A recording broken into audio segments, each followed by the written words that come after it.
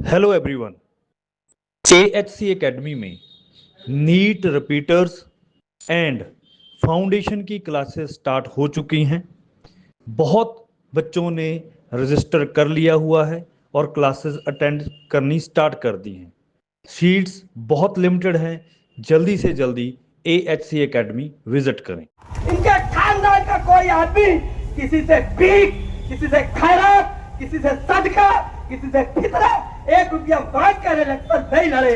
ये लोगों पर खर्चा करते हैं। जब होता है बोले फटे चप्पल पे आए थे, अबे टूटे चप्पल पे आए थे। तुम्हारे बाप दादा अहमदनगर से कैसे आए थे वो भी बताओ। आज तुम्हारे भाई मुफ्ती मालिक कहाँ लूट चला रहे हैं जरा वो भी बताओ। मोहम्मद मौलाना इब्राहिम भैया और घर की खातिर कहां से कमाई करके ला रहे हो वो भी बताओ। अरबों की जायदाद तुम्हारे पास है वो कहां से आई वो भी बताओ। दूसरों को मत बताओ। ये खिदमत करने वाले लोग हैं। और मेरे अजीज दोस्त, तुम मेरी जात पे बोलेंगे, तुम्हारे वर्कर मेरी जात पे बोलेंगे, अल्लाह तुमको और तौफीक दे। लेकिन सबूत लाना, माँ का दूध पियो तो सबूत लाना, वरना शेख आसिफ के पास इतना नहीं होगा, मुस्तकीम के लाख इतना नहीं होगा। 13 साल जितना सीने के अंदर। और तुम्हारी दुश्मनी में नहीं बोलूंगा मुफ्ती साहब, मैं अपने मुफाद के लिए नहीं बोलूंगा, मेरे शहर की भलाई के लिए, मेरे शहर को तबाह होने से, बर्बाद होने से बचाने के लिए कि शायद तुमको खैरत आ जाए और तुम इस्तीफा दे दो। इसलिए मुफ्ती साहब हिसाब दे भला ये जगाकीर, ये शैतान मिंबर रसूल से झूठ बोलता है, मौलाना मुलायम को डराता है कि मेरे को हर महीना 2 महीने में आका अलैहिस्सलाम की ज़ियारत होती है। बताओ इतना बड़ा झुकता सरकार की हद पार कर दिया, फिर भी हम बोलते हैं तेरा मेरा क्या रिश्ता। बहरहाल मुख्तसर ये मेरे अजीज भाइयों, अभी कारपोरेशन का इलेक्शन आएगा। ये मुसलमानों का शहर नहीं है, ये हिंदू और मुसलमानों का शहर है। ये सीता मैया की जमीन है। यहाँ रावण के कदमों की आग महसूस हो रही है। मैं डिपार्टमेंट से कहना चाहता हूँ कि आप अपने पावर का इस्तेमाल कब करेंगे। आप जो वर्दी की कसम खाते हैं कि ये वर्दी किसी एक मजहब की नहीं है, किसी एक धर्म की नहीं है, उसका हक आप कब अदा करेंगे। नामों में गलती होती है, आप भी कहीं नाम लिखते होंगे तो उसमें आपसे भी मिस्टेक होती होगी, उसको इतनी बड़ा सजा दोगे।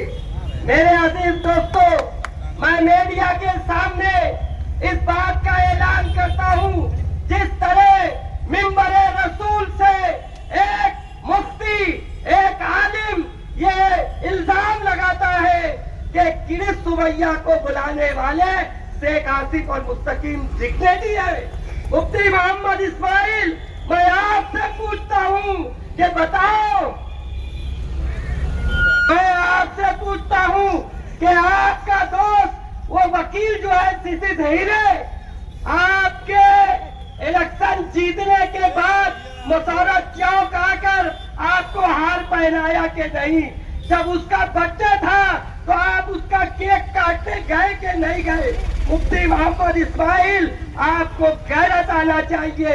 अभी वकला की एक बड़ी टीम यहाँ मौजूद थी और वो लोग ये बता रहे थे कि रोड जाम करो, उनको बुलाया नहीं गया, वो आ गए। उन्होंने कहा कि चुल्लू भर पानी में डूब मरना चाहिए। मुफ्ती मोहम्मद इस्माइल, मैं तो बोलता हूँ चुल्लू भर पानी में नहीं, आपके मुशर्रफ चौक में बहुत बड़ी खटर है, उसमें डूब के मर जाना चाहिए। उसकी वजह क्या है? उसकी वजह यह है कि मेरी कौम की बेटी आज सेंट्रल जेल में बीमार है। अगर आपके घर की कोई पर्दा नसीन खातिन इस्तेमाल करने वाली आपा उसके गलती होती तो क्या आप इसी तरह चूड़ी पहनकर पान दुकान पे बैठे रहते? आपने तो कहा था, आपने इलेक्शन के वक्त तो कहा था कि तेरा मेरा क्या रिश्ता। हमारे देश में तेरा मेरा रिश्ता जो है वो अपने अपने मजहब के ऊपर मैं सलाम करता हूँ, लेकिन हिंदुस्तान में हिंदू मुसलमान एकता का रिश्ता है। उसमें हिंदू मुसलमानों को लड़ाने में सबसे बड़ा हाथ किसी का है तो वो मुफ्ती मोहम्मद इस्माइल का है। तुम शहर को संभालोगे? मैं पूछता हूँ, 13 साल हमने खानवादे शेख रशीद साहब को मुखालफत में बात की और आपकी हिमायत में बात की आंखें बंद करके, क्योंकि आप लंबे कुर्ते वाले थे और ये कमीज पहनने वाले लोग हैं। इसलिए हमने मिंबर की लाज रखी। तुम कम से कम जिस कलमे की बात करते हो उसकी लाज रख लेते। आज इसी हफ्ते में मैंने एक पोस्ट पढ़ी थी कि मुफ्ती मोहम्मद इस्माइल को इस्तीफा दे देना चाहिए। मैं वकला बिगर बुलाया है, एक इनके पार्टी का जिम्मेदार कह रहा था कि अगर ये मुखलिस होते तो हमको भी बुलाते। हाँ हाँ, ये मुखलिस नहीं है, तुम मुखलिस हो तो बगैर बुलाए आ जाते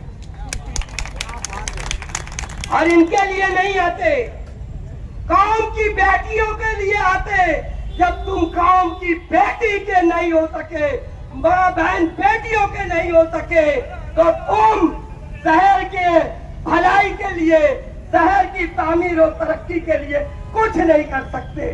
वो शख्स क्या शहर को संभालेगा जो अपने पार्टी सेक्रेटरी को नहीं संभाल पाया, वो शहर को क्या संभालेगा? जो अतर अशरफी जिसकी जय जयकार करता था, एक मदरसे में उसने धोखा दिया है, वरना ये हल्फिया बयान दे उसी ईदगाह के मिंबर से कि अतर अशरफी को मदरसे के लिए धोखा दिया के देख लिया। हमने कभी ठेका नहीं मांगा, हमने कारपोरेशन का टिकट नहीं मांगा, हमने सिर्फ एक काम दिया था, वो तुम नहीं कर सके। तुम क्या कौम मिल्लत को संभालोगे? मेरे अजीज दोस्तों, मेरे भाइयों, मेरा शहर के हिंदू भाइयों से अपील है, पुलिस डिपार्टमेंट से अपील है कि शहर का अमन अगर कोई संभाल सकता है तो वो शहर की आवाम है और शहर को लड़ाने की पूरी जद्दोजहद जारी है। हिंदू मुसलमान फसाद करने की एक मुकम्मल साजिश है। इसलिए डिपार्टमेंट को भी चाहिए कि आपके घर में भी बहनें होंगी, आपकी भी बेटियां होगी, इसलिए अपनी फर्जी का हक अदा करो। मेरे अजीज दोस्तों, मेरे भाइयों, मैं सलाम करूंगा शेख आसिफ साहब को, मैं सलाम करूंगा पूरे मालेगांव के मस्जिद, मदरसे, मंदिर, चर्च की आवाम से की तरफ से मुस्तकीम का कि इन लोगों ने कौम और मिल्लत के लिए, हिंदू मुसलमान एकता के लिए ये कुर्बानी दे रहे हैं। लिहाजा हम सबकी जिम्मेदारी है कि इनकी आग बने, इनकी ताकत बने, इनका बाजू बने। मेरे अजीज दोस्तों, जब इनका कोई प्रोग्राम होगा, मैं पूछना चाहता हूं, 22 जून को शेख आसिफ साहब ने 5 जिले के लोगों को बुलाया, तो फिरका परस्त तो कहता है कि उसमें अंसारी नहीं थे, ये तुम्हारा बाप भी था। आप जाने कितने लोग थे? पहले अपने बाप को पहचानो तो फिर बोलना कि उसमें अंसारी नहीं था। उसमें अंसारियों की तादाद ज्यादा थी और यहाँ भी अंसारियों की तादाद ज्यादा है। ये नुक्ता मैं खुलेआम साबित करूंगा, मेरे पास प्रूफ है।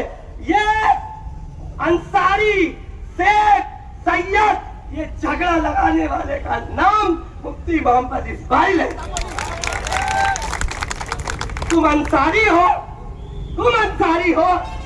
तुम बोलते हो कि जब शेख आसिफ बंबई पद यात्रा लेके जा रहे थे, बोले उसमें अंसारी लोग नहीं है, उसमें बुनकर लोग नहीं है।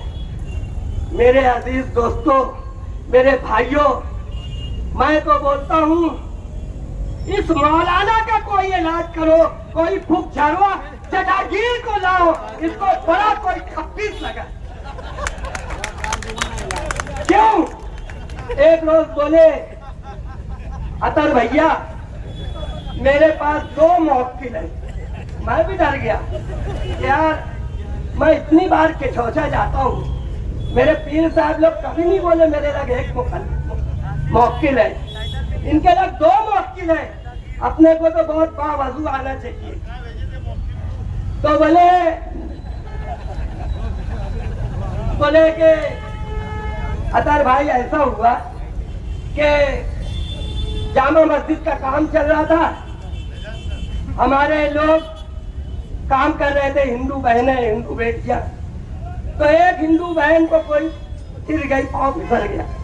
ये सबको बोले वो नापाक थी, तो मेरा मौक्किल उठा के फेंक दिया। तो मैंने जगह पे पूछा था, साहब क्या वो नदी में डूब के आएंगे, हम्माम के नीचे खड़े रहेंगे, तो क्या मेरी हिंदू बहन पाक रहती है मस्जिद में? जरा ये बात आप, मैं खुल के नहीं बोल सकता, आप लोग समझ के झूठ। फिर हमारे शहर का एक खिदमतगुजार आलिम, उसको शहर ने एक आस लगाई कि खाकसार MP का इलेक्शन इसको लड़ाना चाहिए। लोग उसके पीछे मौलाना साहब के पड़ गए। बोले अतर भाई 5 करोड़ मिला है मौलाना ओबरैन साहब को, मीडिया के सामने बोल रहा हूँ। अच्छा साहब 500? हम तो आंख बंद करके भरोसा करते थे, कुर्ता लंबा था। 5 करोड़? बोले हाँ। मौलाना ओबरैन पे इल्जाम लगाया, और इस बात पर मैं अल्फिया बयान दूंगा, तुम भी अल्फिया, और कुरान उठाने वाला अल्फिया बयान नहीं दूंगा। काले काबा का गिलाफ पकड़ के तुम झूठ बोलने वाले आते। इसी मिंबर पे बोलूंगा कि तुमने मौलाना ओबरैन साहब पे ये इल्जाम लगाया कि नहीं कि उनको बीजेपी वालों ने 5 करोड़ दिया है। अगर अतर अशरफी के सामने मौलाना काजी शहर मुफ्ती अफसान के सामने बोला कि अगर मैं झूठ बोल रहा हूँ तो मेरी औरत को 3 तलाक और बगैर हलाले के निकाले होगा, और नहीं तो यही बयान अतर अशरफी देगा कि तुमने कहा है, और अगर मैं झूठ बोल रहा हूँ तो मेरी बीवी को 3 तलाक और बगैर हलाले के निकाले होगा। इस तरह का अल्फिया बयान तुमसे दिलाऊंगा मिंबर रसूल पर। फिर बोले वो क्या हुआ ना, शेख आसिफ भी घुस गया उसमें, तो 2 करोड़ वो ले लिया, 3 ही बचा। फिर जो मेरा भतीजा एजाज बेग, बोले उसको 1 करोड़ मिला, और 1 करोड़ मुस्तकीम को, इनके लगे 1 ही करोड़ बचा, इसलिए वो पीछे हट गए। ये मौलाना उमरान बिन से अजब नहीं होते, लेकिन हमारे इन उलमा को अल्लाह कब, मैं अब कुछ बोल नहीं सकता भैया, सारे